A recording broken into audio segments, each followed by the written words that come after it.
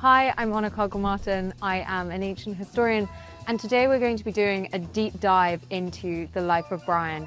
If you've watched it, you know that this is a very serious historical drama about resistance to Roman rule in Judea. I am obviously an ancient historian, not a biblical scholar, so we're going to be focusing very much on the Roman history aspects of this.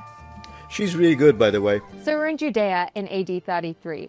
Judea is a Jewish kingdom in the Middle East. It was ruled by King Herod the Great until his death in 4 BC, at which point it was split into 3 kingdoms, which were given to his 3 sons to rule as client kings for the Romans.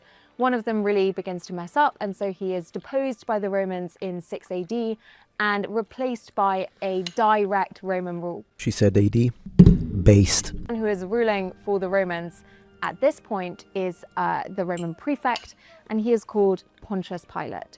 My gosh, the armor. But then again, it's an old one. So it says we're in the Colosseum in Jerusalem. We're not in the Colosseum in Jerusalem. The Colosseum is the name of the great amphitheater in Rome.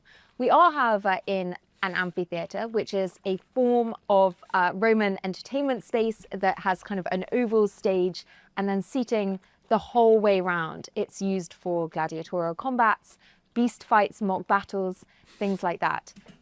The Colosseum in Jerusalem. There was an amphitheater built in Jerusalem, but actually, really interestingly, it was not built by the Romans themselves. It was built by the Jewish king Herod the Great. Herod was a client king for the Romans. He had spent some time in Rome. His children were actually brought up in Rome. And so a lot of his building projects are very Roman in scope. He builds amphitheaters, he builds theaters, he builds essentially a whole new Roman city on the coast called Caesarea, which is obviously named after the emperors and includes even a temple to the emperors themselves. I also like the fact that we've got the detail of an eagle symbol up here. That is a really strong symbol of Rome. It's also a pretty problematic symbol in Jerusalem at this point. There's a major backlash when Herod puts a golden Roman eagle above the gates to the great temple in Jerusalem. I also like the detail of the little statue that we can see next to the eagle, which is the wolf suckling the twin founders of Rome, Romulus. Seriously, YouTube, you've got to sense, I mean, I get it, but I don't at the same time. It's the ancient. Goodness gracious. And Remus. I love the fact they've got children's matinee here. Children probably would have been attending fights in the arena. But what I would say is that we're seeing an awful not with that level of gore. Lot of gore here, kind of hacked off limbs and heads and things like that. And whilst gladiatorial combat obviously is a very violent art form, right? It's not all about kind of gory destruction. Most gladiatorial fights don't end in death. These are very highly trained fighters. You can't just be killing them off the whole time. Absolutely. She's absolutely right. You are dying in the arena, you're probably dying from a much cleaner blow than this. I love that. He's just referring to one of the gladiators as the Macedonian baby smasher. And whilst I haven't come across that as a name for a gladiator, it does reflect something that the Romans did do, which was essentially brand the gladiators as having these sort of quite theatrical identities. People would have... Yeah, this image is not great though, because this is supposed to be a retiarius, I suppose, because he's using the trident, but in reality he's dressed up like a murmillo, so that's kind of a weird, unless he took the weapon from the retiarius, I suppose. Favorite gladiators and really kind of follow their careers and watch them fight.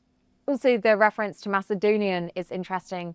Gladiators usually are slaves, and so they can be brought from anywhere in the empire to fight somewhere completely different. Usually, but not always. There are some gladiators that became gladiators by choice. Maybe if you were like indebted, if you had a massive debt and you're like, I don't know how to pay it, you just go and become a gladiator. It didn't happen very often, but it did happen. Of course, she only said often, so she's correct. You certainly do get instances in which gladiators that are armed to different extents are put up to fight against one another. But the ideal is always that it is essentially a fair fight, because that makes it much more fun for the audience to watch. This was actually a combination. The idea of a retiarius, he would have still a little protection, but yeah, net and trident, versus a big guy who would also have a shield called a murmillo, who's a heavy class gladiator.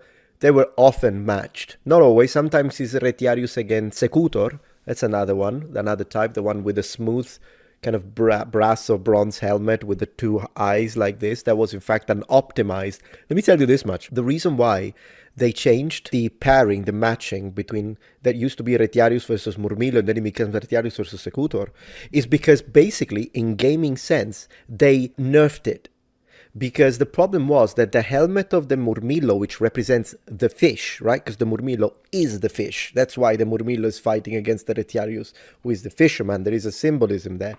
So the helmet is representing the fish, and he has these, I'm sure you've seen them, kind of similar to this, but this looks horrible, whatever.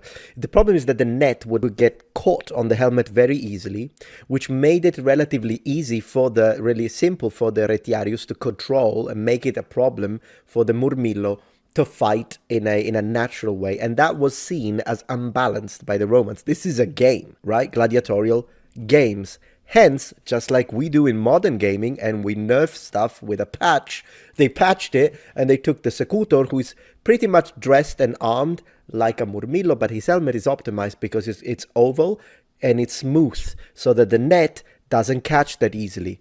That's what happened. And it's fascinating. She's wearing purple, okay, man. So that we would be. See this group of very well-dressed attendees all sitting together in essentially the good seats at the front, and that was suddenly something that happened. Suddenly, in the Colosseum in Rome, the best seats were reserved for the imperial family, for visiting dignitaries, for the Vestal Virgins, patricians. And the kind of best layers of seating were reserved for the senators and then for the wealthy equestrian. And we can also hear this really kind of rowdy booing and cheering, and that was suddenly a huge component of any form of spectacle in the ancient world. So these sorts of spectacles were actually seen as a place for kind of communication between the people and their rulers. By booing or cheering, the people could let the emperor know what they thought of them at any given time. Look at that scale. Hey guys, this is exactly what I did when I played Oblivion. I maneuvered around and the guys were running after me, chasing me. That's so fun. It's exactly what I did. True. So here we meet our protagonist, Brian, who is a local Judean man who is currently selling snacks, pretty unappetizing ones, in the amphitheater. Unappetizing? Oh yeah, in the movie, yeah. So the fact that they would have lunch breaks is actually documented in the sources. They would. And then not only they would eat probably good stuff, in this case it's funny of course, but they would eat stuff that would be great for the Romans. Then what would happen is that during these lunch breaks, to still entertain the public, they would have sometimes gladiatrix, so female gladiators. Other times they would have maybe more choreographed fights as well. Wolf nipple chits. Yeah, he's not selling them. So I think this is meant to be kind of weird Roman delicacies. I haven't come across any of those particular ones in my research,